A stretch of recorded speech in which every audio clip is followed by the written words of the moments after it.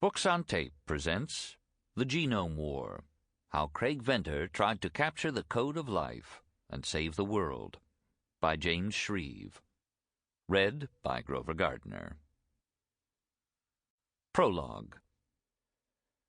On the morning of June 26, 2000, a short elderly man walked up the pedestrian lane along the east side of the White House grounds and joined a couple of dozen people already gathered outside the guest entrance, under the shade of the willow oak trees that line the lane. It was the beginning of a sultry Washington day, one of the rare ones in that mild summer, and the man's shirt was already damp from perspiration. "That I should live to see this day is beyond belief," he said, to no one in particular. "I was there in the beginning, you know. I was there before DNA." Norton Zinder, professor emeritus at Rockefeller University, had been a molecular biologist since before 1953, when James Watson and Francis Crick made the essential discovery that the shape of the deoxyribonucleic acid molecule, or DNA, enabled life to happen. He had made some important contributions back then, too, and much later, in the late 1980s, he had helped Watson organize a government science program called the Human Genome Project.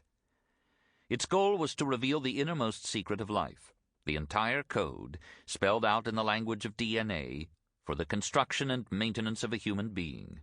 Like the others waiting in the shade, he had been invited to attend the president's announcement that the human genome had at last been deciphered.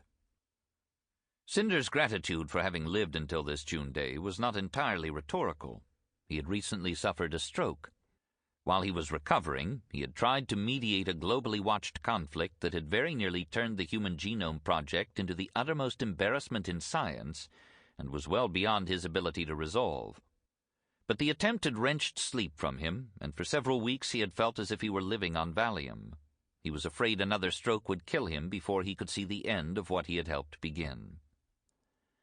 Zinder talked for a while. He was a voluble man, and the stroke had perhaps made him a little more so, about the significance of this day, and recounted his memories of his life in science, which fell out of him in a semi-organized rush, like folders spilling out of a file cabinet. Meanwhile, other guests continued to arrive. Most were scientists. They were all dressed up for the occasion, and from their solemn excitement when they greeted each other, one sensed that they were not accustomed to seeing their colleagues decked out in such finery. At about 9:30, James Watson himself appeared. A line to go through security had formed along the fence, and he was standing in it by himself. He was staring into the leaves of the willow oaks, his mouth hanging open slightly. Someone asked him how he felt on such a momentous occasion. "It's a happy day," he answered. But he did not look happy. He looked like a man going through the motions of being happy. In line behind Watson was a much shorter man, dressed in an expensive dark suit and a light blue shirt with a white collar. It was the kind of business-class shirt that a scientist would never wear, even to an event at the White House. His name was Tony White. He was the CEO of PE Corporation, and he had just flown in on his private jet. He did not look any happier than Watson. Other than that, there couldn't be more contrast between the two men. Watson's face was long, bleached, and spotted, and he seemed to be composed mostly of limbs. White was round and compact, like a cannonball. His face was red, his collar was tight, and he was peering around nervously as if he'd been invited to a party hosted by an enemy. Somebody asked him, too, how he felt on the occasion. "I don't know how you go from blatantly trashing each other to being all lovey-dovey overnight," he said. "I've had nothing to do with this." He pulled out a cell phone. "Where is everybody?" he grumbled into it. "Maybe there was some other way of getting down here that I wasn't informed about." He snapped the phone shut and shoved it back into his pocket. Watson and White had arrived at the White House from different worlds, and they remained oblivious to each other.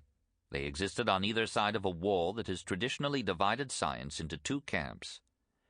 The basic research conducted in university labs and non-profit institutions like Watson's Cold Spring Harbor Laboratory on Long Island, and the applied science of pharmaceutical companies, biotechs, and other corporations aimed at developing a marketable product, often using the results of academic research as a jumping-off point. There is, of course, some traffic back and forth, and people on both sides of the wall believe they are serving the public good. But the two camps obey different codes of conduct and reward excellence in different ways. The currency of academic excellence is recognition, publications, honors, and the esteem of colleagues, with the highest accolade being the Nobel Prize. The currency of success in commercial science is currency. Lots of it, in some cases. Watson and White epitomized these separate worlds. The only reason the two men were in line together on that June morning was that another scientist, who was at that moment inside with the president, had tried to excel on both sides of the wall simultaneously, which violated everybody's rules. His name was J. Craig Venter. Whether or not he had succeeded was an open question, but he had certainly succeeded in pissing a lot of people off, Watson and White among them. A science policy administrator, Kathy Hudson, arrived carrying a fresh copy of Time magazine. She passed it around, and people leafed through it, laughing and admiring the pictures in the lead story. On the cover of the magazine, two scientists stood shoulder to shoulder, one a little behind the other. Both men were dressed in white lab coats. Journalistic protocol demands that lab coats be worn by scientists during photo shoots, otherwise we might not be able to tell them from other people. The scientist on the right was Francis Collins, chief of the government's Human Genome Project, who was also inside with the president. The photo showed a man in his late 40s with a large square face, thick brown hair, a neat mustache, and a dogged set to his mouth. The scientist on the left was J. Craig Venter. He was bald, with upturned eyebrows and an oval face tapering down to a mouth that flickered up at the corners, as if he were trying to suppress a grin. His face was dramatically bifurcated by the photographer's lighting, the right side aglare and the left in shadow. 2 years earlier, in May 1998, Venter had announced that with backing from P.E. Corporation, then known as Perkin-Elmer, he was going to form a private company to unravel the human genetic code and would complete the project in 3 years instead of the 7 more years estimated to be needed by the publicly financed Human Genome Project. By making the human code available to the world so soon, he hoped to greatly accelerate the pace of biomedical research and thereby save the lives of thousands of people who would otherwise die of cancer and other diseases. He also hoped to become famous, well-loved, and very rich. It was a big gamble on all counts. Nothing like the particular scheme he was proposing had been attempted before. If it were broken down into its various technical components, most of them had never been attempted before either. All of these untested elements would have to work seamlessly together, or the whole enterprise would fail. If it did work, it would be a scientific achievement of huge importance. But even then, few people really understood how it would make Venter's proposed company any money. Those who knew Venter were not surprised that he was going to try anyway. "Craig likes to do high dives into empty pools," one colleague said of him. "He tries to time it so the water is there by the time he hits the bottom." A couple of weeks after Venter's spectacular announcement in 1998, I asked him to let me observe the progress of his undertaking as it unfolded. If the proposed enterprise did manage to succeed in beating the government's Human Genome Project to the finish line, I told him, it might make a compelling book. I didn't mention that there was at least as good a story to be told if it crashed and burned.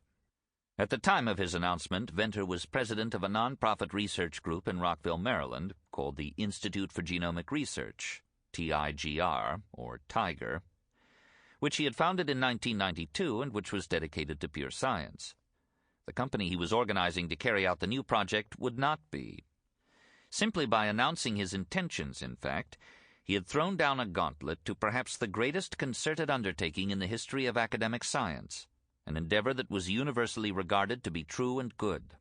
Some people said he had made a deal with the devil. Others thought of him as the devil himself. Venter responded to my proposal in a way that I would learn was typical. He invited me to go sailing.